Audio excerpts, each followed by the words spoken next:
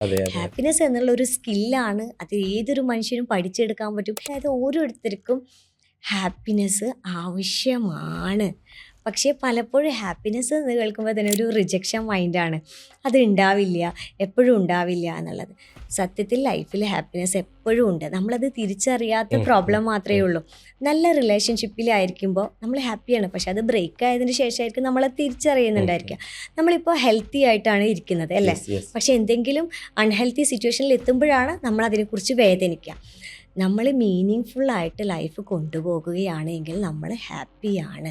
അത് തിരിച്ചറിയുക എന്നുള്ളതാണ് ഈ ഒരു റെവല്യൂഷൻ കൊണ്ട് ഉദ്ദേശിക്കുന്നത്. പിന്നെ ആരും തന്നെ ഒറ്റപ്പെട്ടു പോകരുത്.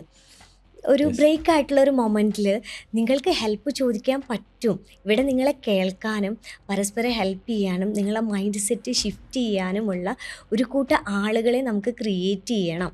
എനിക്കൊരു ഹെൽപ്പ് വേണം എന്ന് ചോദിക്കുന്നത് ഒരു മോശമായിട്ടുള്ളൊരു കാര്യമല്ല. അതെ, അതെ, അതെ. ഹാപ്പിനെസ് എന്നുള്ള ഒരു സ്കില്ലാണ്. അത് ഏതൊരു മനുഷ്യനും പഠിച്ചെടുക്കാൻ പറ്റും. ഏതൊരു ലിമിറ്റേഷൻ്റെ ഉള്ളിൽ നിന്നും അവർക്ക് സക്സസ്ഫുൾ ആയിട്ടുള്ള ഒരു പോയിന്റിലോട്ട് എത്താൻ പറ്റും. അതാണ് ഹാപ്പിനെസ് റെവല്യൂഷൻ്റെ ഓവറോൾ